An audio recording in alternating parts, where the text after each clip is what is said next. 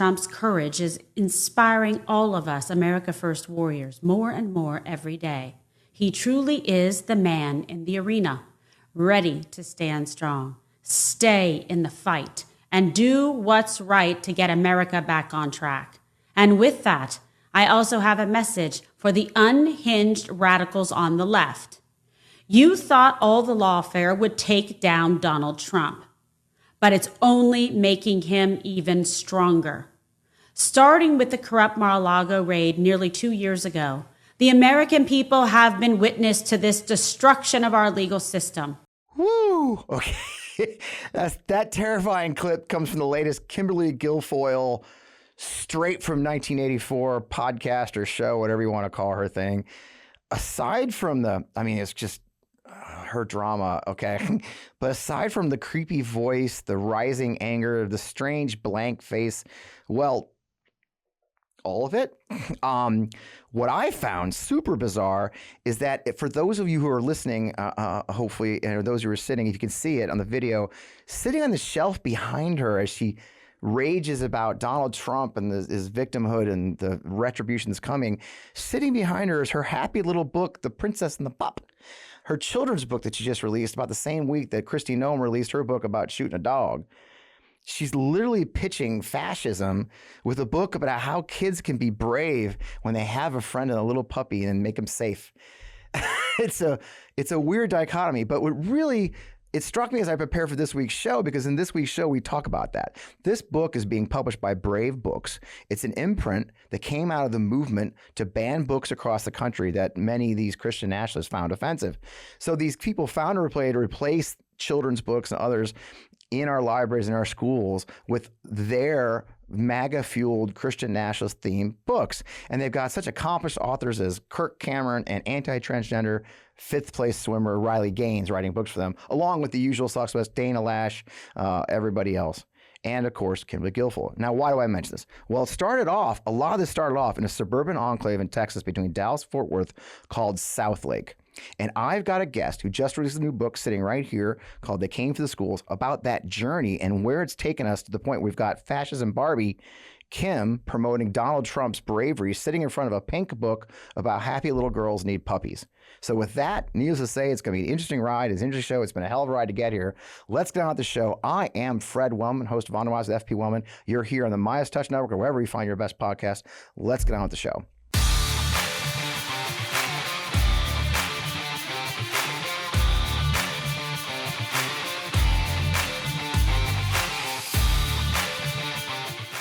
Oh, man. Welcome. I am still Fred Wellman, host of On the Wise with FP Wellman, right here in the MeidasTouch Network, wherever you find your podcast. I don't know how you find us. I'm just glad you do find us every week.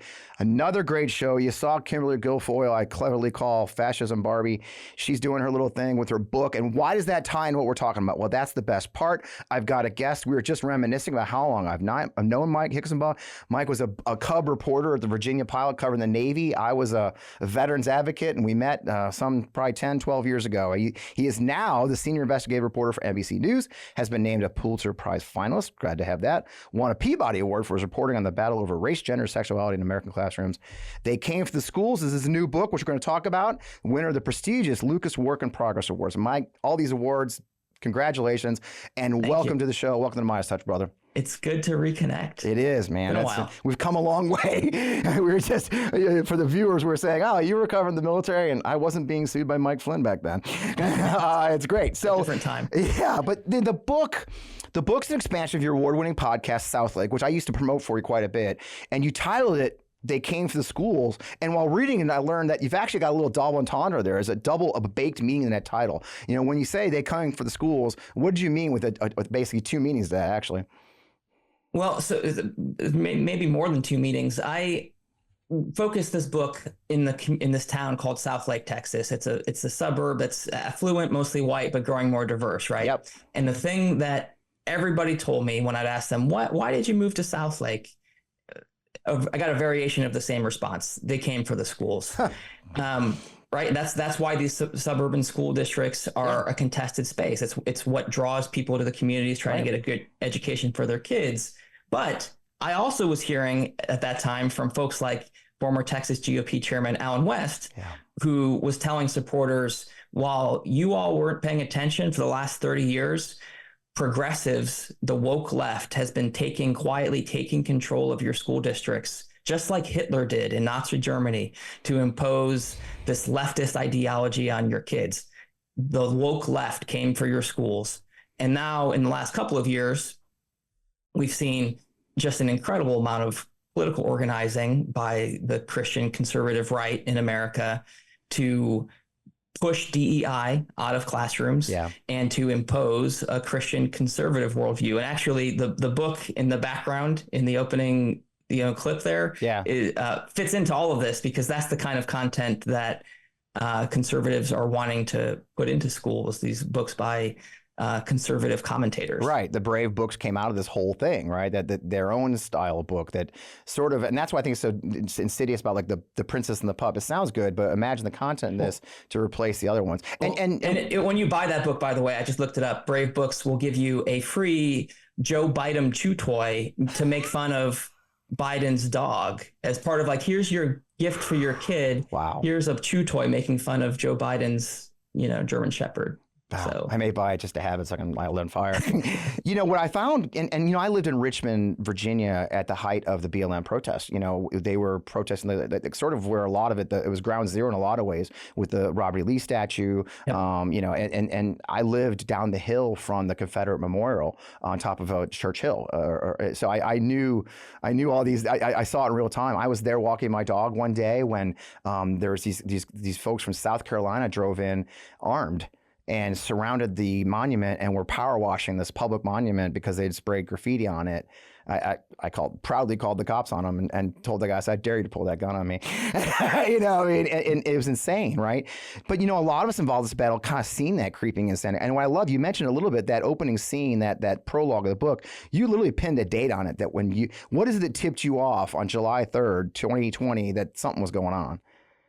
Yeah. So, summer of 2020, some of us have tried to forget this, but what was going on that summer was, it was the middle of the pandemic, backlash to pandemic safety measures, and nationwide protests for racial justice after George Floyd's murder. I was living in a suburb outside of Houston called Timberlake Estates, little subdivision we didn't have sidewalks. Yeah. However, my wife handed me her phone and said, look at this in our neighborhood Facebook page. Oh, God. One of the neighbors was warning that he saw Antifa buying ammo at the neighborhood sporting goods store. And another neighbor chimed in. They're probably planning their attack for the 4th of July to hide it under the cover of fireworks. Then the original poster came back and was like, here's the statute that says, when these protesters come, you can run them over with your car. You're allowed to do that under the law in Texas. And I just remember thinking and telling my wife, what the hell is happening? This is why are my neighbors in this little subdivision preparing for combat? And so I set out to tell a story about how these divisions that are tearing apart our national politics was really tearing apart local communities. Just like you were saying in Richmond, in the suburbs as well. And it just so happened that as I was pursuing that story, it became clear that, the real battlefield was emerging inside the public school systems in the suburbs. Yeah. What a bizarre thing, right? That the fear that these mysterious people in black masks are actually going to attack houses. It never made any sense to me, and we saw it all the time. And that goes into the schools. I've had several guests on, wonderful guests, talk about the Moms for Liberty movement and how their influence has spread. And I'll be honest with you, I'm embarrassed to tell you this, brother. I didn't realize it really all started right there in Southlake. That became not the model that others that followed, right? And the cast of characters in your book is shocking. It's all there. Christopher Rufo to extremist old NRI pitchwoman Dana Loesch, who lives in Southlake. And then, of course, you mentioned the lunatic Alan West, who's been a bane of my existence for years because we both served in Iraq at the same time, except I didn't get fired from any jobs. But what happened in Southlake, why is it more than just a microcosm of that larger movement? In a lot of ways, it's not just the microcosm. It actually is almost the birthplace, isn't it? Yeah. Well, what happened is something happened in Southlake that was happening in a lot of suburbs across the country during the Trump years. There was a growing recognition that in these majority white but diversifying communities, Black kids were going to school and dealing with racist shit in their classrooms. Right. Like kids making dumb jokes, right, using racial slurs, And the district, like lots of school districts, were trying to deal with that in 2018, 2019, 2020. They came out with their plan in the middle of, at the same time as, my neighbors were warning about Antifa coming to the suburbs, and Donald Trump was warning that Joe Biden and the Democrats were going to destroy suburbia. Folks in Southlake, in that political context, saw this diversity plan as the embodiment of that attack. They're coming to take over our community by brainwashing our kids with this DEI, critical race theory stuff. And so the community this was 6 months before, the school board battles really made national news. It was before Chris Rufo even went on Fox News to declare this war on critical race theory and to introduce the nation to this idea of CRT. And so as Southlake was waging this fight locally with the help of folks like Alan West and Dana Lash, who just happens to live in Southlake, and other powerful figures. I was pronouncing her name wrong on purpose, I think. I think it's a mental thing. It's seared in my brain. Yeah, no, I imagine it is. She's been recently talking about me quite a bit. Oh, I saw that. She's not real happy with you at the moment. But what happened was, because Southlake had those connections, their strategy, which was to form a political action committee, raise hundreds of thousands of dollars, and run really aggressive attack ads in a local nonpartisan school board election, when they won, when they prevailed in their school board elections in May of 2021, the conservative media enterprise saw it and jumped on it. Again, this is like a few months after Donald Trump had lost the 2020 presidential election. And so Laura Ingram's Fox News program opened with the results of the local school board election in Southlake, Texas. And the message she was giving was, we're winning. We're rejecting Black Lives Matter. And then the Wall Street Journal editorial board ran a headline, Southlake says no to woke education. The Federalist ran an article that called the local school board election in Southlake this watershed moment, like the birth of a new Tea Party movement focused on winning back the culture wars in schools. And so what we saw was the national political groups, people like Steve Bannon, saw what happened and said, let's copy this everywhere. And Steve Bannon's case was, the path to saving America runs through the school boards. And so we're going to do what Southlake did. We're going to win. We're going to run on this critical race theory issue. And in the process of winning the school boards, we'll win back the white suburban voters who don't like Trump. We'll win back Congress. We'll win back the White House. And so the whole conservative media apparatus, like the whole conservative movement, organized itself in the years that followed around these school board culture war issues, which is why Brave Books was created not long after that, and they've been trying to push, like, they have books like Dana Lash has a book with Brave Books about a gorilla that is fighting against gun control or something, and they have a book about critical race theory, More Than Spots and Stripes, about cheetahs who are like divided over. I don't think cheetahs have spots. I didn't read it close enough to understand what was going on with that. But the whole movement built itself around waging these fights at the local level to win up the chain. Yeah. And it's amazing because I now live in suburban St. Louis, Missouri, and I've watched these last 3 years as hysteria. It started with COVID closures, right? A lot of this did. Then the Black Lives Matter protests, but it's continuously morphed to more extreme, like you said. And my partner's school, my girlfriend, her district has, so if you're familiar with St. Louis, the center gravity for a lot of the desegregation issues after Brown v. Board of Education. My own school, as growing up here in Kirkwood, Missouri, my elementary school was closed, and I was actually bused to a more diverse school because my school was all white. So this is the backdrop of St. Louis in a lot of ways. And so there are kids from the St. Louis city, and one of these agreements, they're allowed to go to schools in the county. They can pick a school. And so you have African-American kids coming all the way out to, I won't name the school, far west St. Louis County. And in support of that, as you mentioned with your school, they had these diversity programs. They had a diversity officer. They had specific support programs for these more diverse kids. We also have a very large immigrant population moving here. A very large Muslim population has settled in the area of all places. So sure enough, we have conservatives take over. What I'll call conservatives, do air quotes when I say conservative. They took over. They immediately disbanded the diversity support programs, fired the lady who was in charge. I think she forced her to quit. Everything to help these kids. So you followed that arc from, COVID denial, COVID, all the way to where we are now, where anti-LGBTQ, it goes so much further than even DEI at this stage. In a lot of ways, that's the arc that you've been riding all along, up close and personal, haven't you, in this book? Yeah, absolutely. The schools have become a proxy for a much bigger fight, and the fight is over what is America, whose ideas are welcome here in public spaces, and what's the story we tell about ourselves. And so now it's very much, started as this anti-DEI, anti-CRT or DEI. Right. Then it pivoted to library books and LGBTQ inclusion, the trans inclusion especially.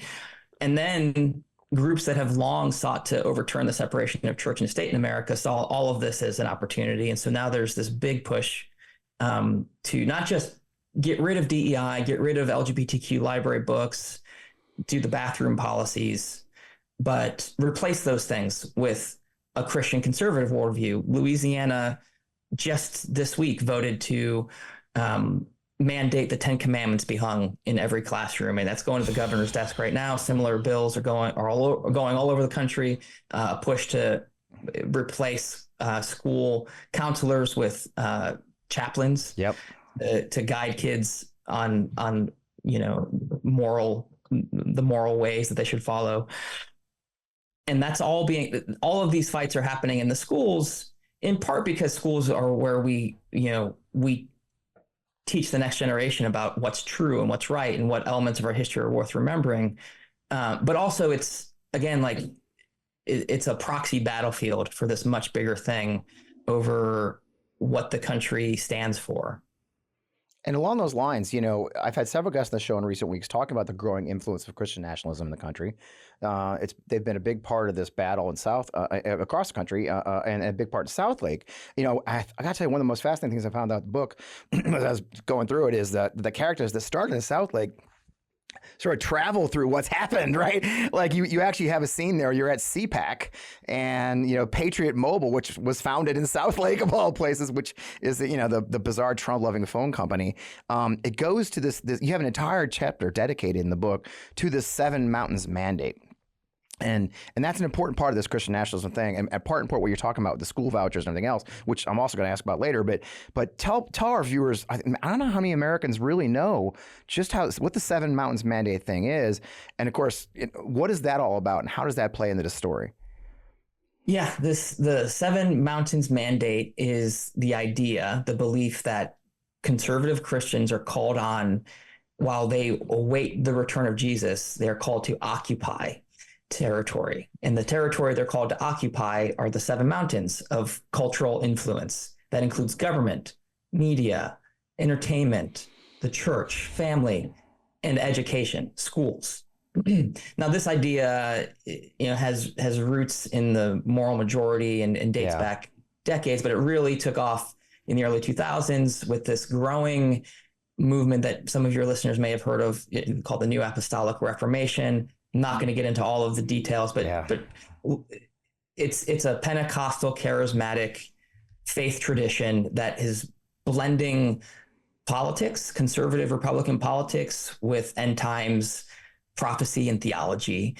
And in 2016, the folks who have been leading that really rallied around Donald Trump as the fulfillment of prophecy, a King Cyrus type figure who would restore America's Christian roots and help. That's the government mountain that they were taking over via Trump. Trump's presidency and the way he brought people like Paula White, who are part of this world, into the fold, really unleashed this movement, and it's become almost a center of GOP politics. You hear Charlie Kirk talk about the seven spheres of influence, and bringing on Lance Wallnau, this Pentecostal figure who coined the term Seven Mountains Mandate 2 decades ago. He these people are being brought into the center of GOP politics. And what happened in 2020, 2021 is those people, newly empowered following Trump's presidency and following January 6th, they saw the backlash against critical race theory, and then the backlash against LGBTQ inclusion in schools especially, and saw that as God is calling us back into this school mountain. So you heard people like Lauren Boebert, who buys into all of this or talks about it, saying God, like praying for God to let us take control of our school boards and have his influence over the schools. And really what they're doing is it ties into this broader issue around church and state separation and what this country is about. They want to banish LGBTQ inclusion and people and identities, and elevate a conservative Christian worldview that says this, the Bible is what we're returned to determine what is morally right and good. And that is, like I said, it's escalating, and it's very much part of the 2024 election. And that's what we're going to turn to. So let's take a quick break for our great sponsors. We've got Human with us this week and Lumen, who I just love. So let's talk to them real quick, and we'll come back, and we've got a lot more to talk about, obviously. If you've watched this show or follow me on social media, I'm always talking about that when I'm not in the studio, I'm either hiking, out walking, or working in my giant garden. And now that it's springtime, I'm toiling away out there almost every day. And living a more heart healthy life fuels all the things that I do. So I'm really excited to introduce 3-in-1 blood pressure support plus CoQ10 from Super Beats Heart Chews Advanced. Now, pair with a healthy lifestyle. The grapeseed extract in Super Beats is clinically shown to be nearly 2 times more effective at promoting normal blood pressure than a healthy lifestyle just alone. Now, Super Beats Heart Chews Advanced supports healthy CoQ10 level, and that's an important nutrient for your heart health. Now, look, I'll grab mine, I'll chew them as I head out the door for my walk or into the backyard. I get a boost of energy. And you know what? For me, at my age, it gives me peace of mind that I'm being more mindful of my heart health. It's far and away my favorite supplement and easily fits into my daily lifestyle, which is a busy one, as you know. Now, this CoQ10 generates 95% of the cellular energy your heart needs, but it can decline with age, stress, and statin use. Things in my life. A powerful 3-in-1 formula for healthy blood pressure is what the Super Beats Heart Chews Advanced include. They feature grapeseed extract, beetroot powder, and CoQ10. And as I mentioned, there's no pills to swallow, no ingredients to mix or prepare. It's plant-based. There's no artificial sweeteners or colors. So find out how you can get a free 30-day supply on bundles of new Super Beats Heart Chews Advanced. Save 15% by going to getsuperbeats.com. That's GetSuperBeets.com. Thanks for sponsoring our show. Lumen is the world's first handheld metabolic coach.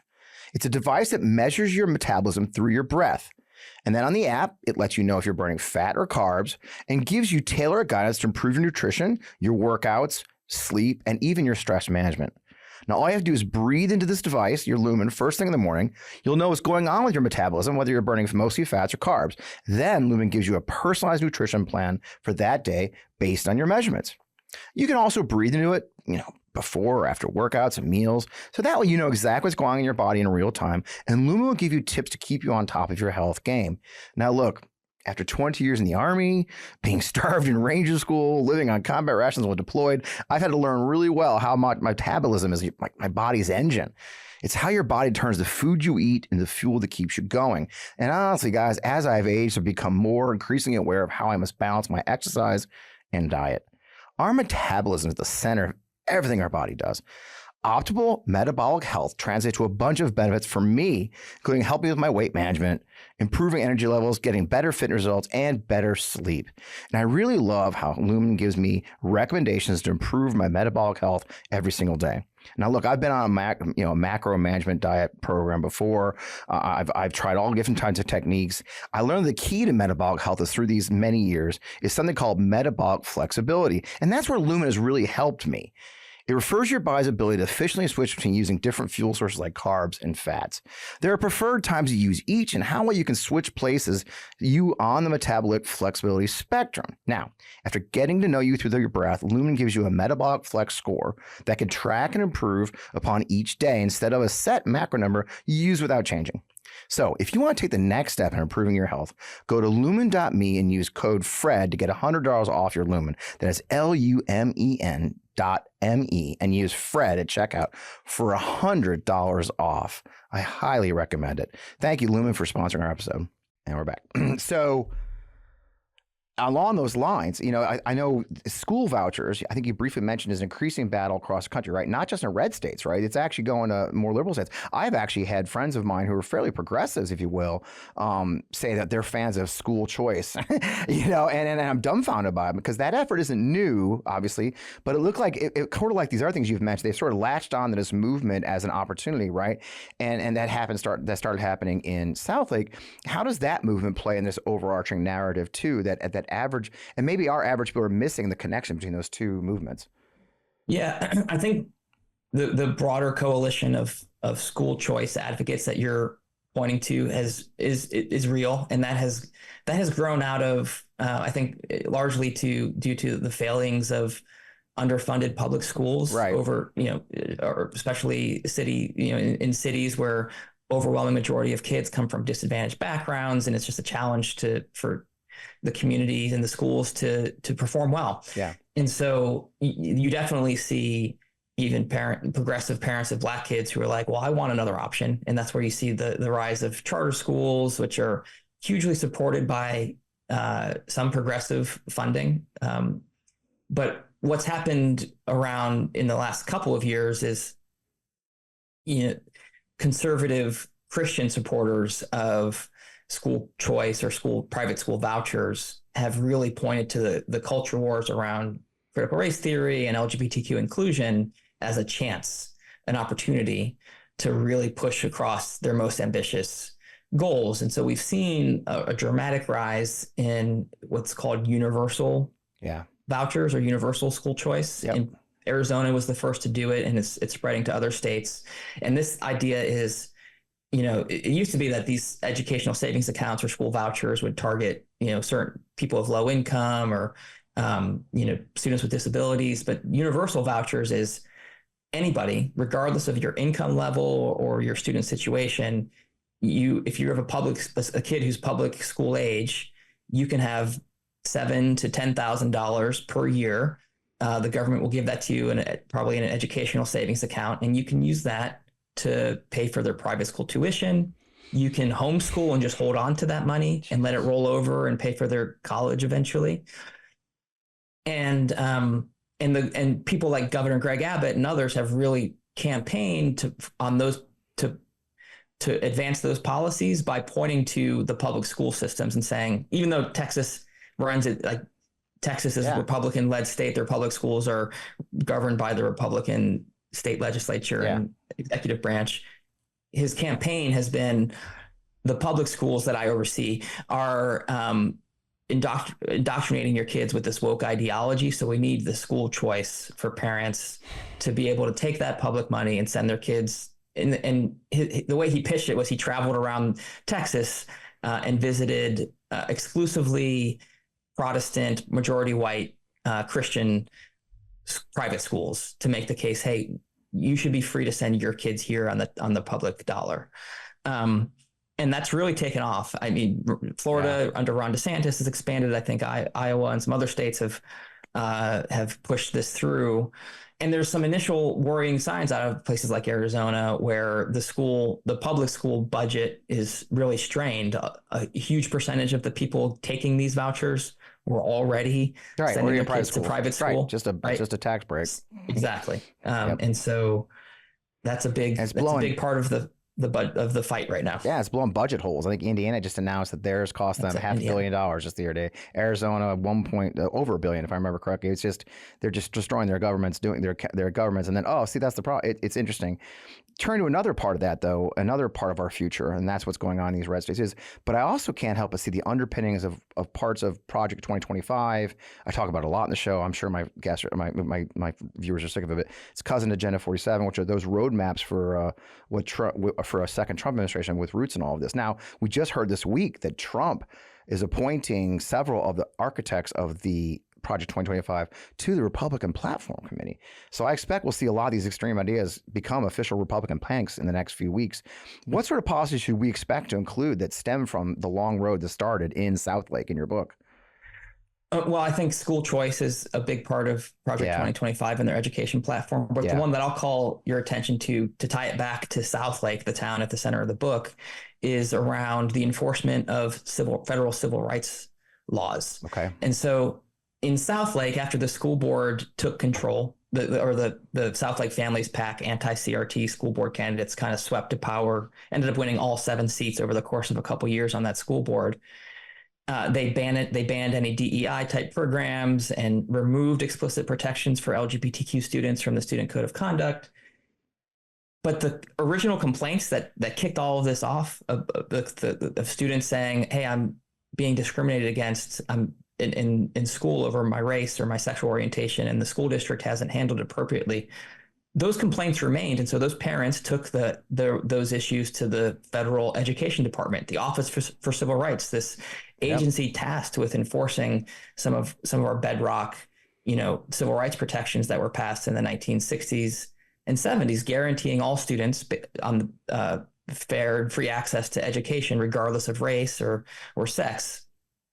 And what's happened just in the last couple of weeks is the education department's Office for Civil Rights got back in touch with Southlake schools and let them know they're ready to negotiate a resolution, which means they found that some students' civil rights were violated on the basis of race and sexual orientation.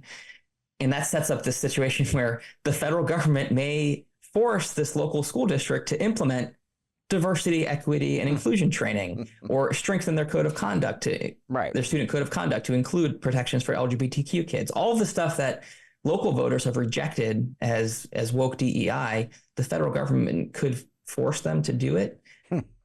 That all goes away under Project 2025, and Trump has said he plans to abolish the education department. Project 2025 also calls for abolishing the education department, but in the interim, eventually abolishing it. But in the interim, they want to end administrative enforcement of these civil rights laws, to take that away from the Office for Civil Rights, make it strictly a DOJ thing, which basically means that unless there's a really extreme case, none of this would ever be enforced. And also in Project 2025, they say, if you're a school district like Southlake, where the Biden administration has found problems, you can disregard whatever plan they told you that you needed to implement. And really the idea is to return this stuff to the states, is the language Trump has used, the same kind of language he used around abortion. Right.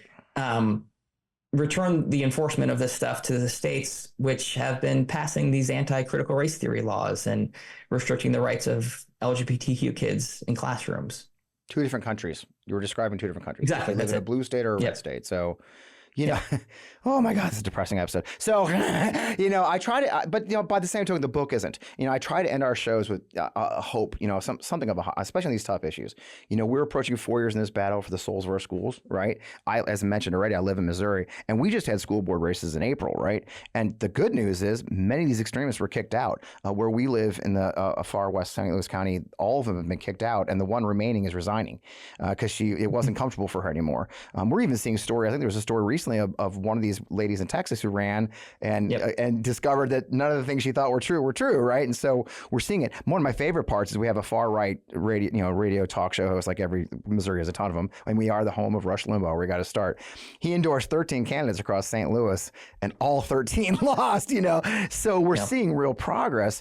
Is there hope? Do you see hope that the tide is turning? I know you mentioned in the book some really terrific advocates who are fighting back, and activists that are fighting back. I mean, do we see, I like to call them green shoots of progress, if you will? Yeah, I can point to one that you just referenced in west of St. Louis, Francis Howell. Yes. Francis Howell, the suburban school district, was one of these communities that after what happened in Southlake, some parents there formed their version. They called it they called it Francis Howell Families PAC, and they won control of the school board, made national news by kind of canceling an African-American history, social studies course. But in this most recent election, a group of progressive parents and moderate conservatives who, anti-MAGA type conservatives got together, formed their own organization, raised money, backed their own slate of candidates, and we retook control of the school board. I'm seeing a lot of that. Yeah. And what's, Steve Bannon's theory of the case that they were going to retake Congress and the White House by running these issues in the local and suburban schools hasn't really proven out. What's really happened is if you're a Trump leaning conservative suburb, well, the Moms for Liberty candidates are probably going to do pretty well. And if you're a purple or more Biden leading community, then these parents can get organized and defeat Moms for Liberty or South Lake Families PAC. It's just taken the ugliest divisions of our national politics and pushed them into the local level. But as a result, in lots of communities, Moms for Liberty is striking out because their ideas aren't necessarily broadly popular with a wide spectrum of voters in the suburbs. And what I've seen personally is they also haven't thought about, they're running for those reasons, but not the reasons to run a budget for a multi-million-dollar school system, handle teacher certifications, curriculum approval, and they're discovering that that's not what we want. The reason that school boards are generally nonpartisan is because it's hard work to run a school system for a lot of kids who come from different backgrounds and different budgets, and I think a lot of our parents, because I'll tell you, the district I live in, or my girlfriend lives in, is conservative. It is red, and yet they lost. And it was a case where the three more progressive, and it's not even running as progressive. They're mostly running as not fucking crazy, right? It's like we really just want to run the schools, do weird shit.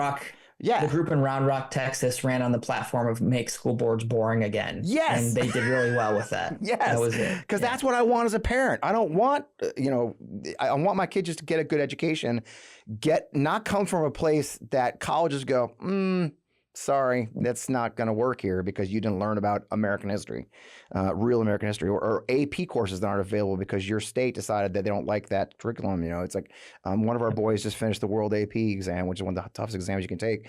It's available. So I was very encouraged by that fact. You're right. It's just normies now. It's just people just want, in the end, as parents, I just want my kid to get a damn education.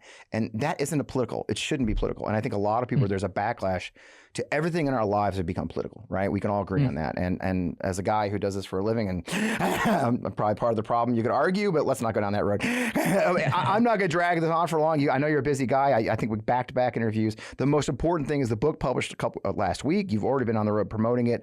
Where are you going? What are you up to these days? How can people find you? And more importantly, where can they pick up this great book? This story is still unfolding. So follow my reporting at NBC News. I post, I'm still on that site formerly known as Twitter. You can find me there. And MikeHicksonBaugh.com. I'll have updates on any additional book tour stops. And you can find that book, hopefully, wherever you buy books. Amazon, your favorite indie bookstore. Go check it out. If they don't have it, tell them to get it. Exactly. That's how it works right there. Well, I love it, Mike. I'm so proud to know you. I've known you I've seen you, like I said, we've known each other for over a decade, and I've watched your career closely and with great pride as a friend. And so congratulations on the book. It is a terrific read. I tell all my viewers and listeners at the end here, I guys hear me from that every week, but I get great guests who write good books or otherwise. It's a very readable and digestible book. It's not technical in any way, but you'll see a lot of the stuff that you've experienced in your own communities through this narrative. So I really highly recommend it. So let's buy the book, folks. Buy the book. That's the only way to know. Mike, thanks for joining us. I really appreciate it. Good luck on this one, and good luck on all your reporting. And frankly, I'm going to be direct about this. Stay safe. I know there's been a backlash on this one, as we mentioned. Dana Lash is doing her thing. So keep up the fight. It's always hard sometimes to be on the right side of history.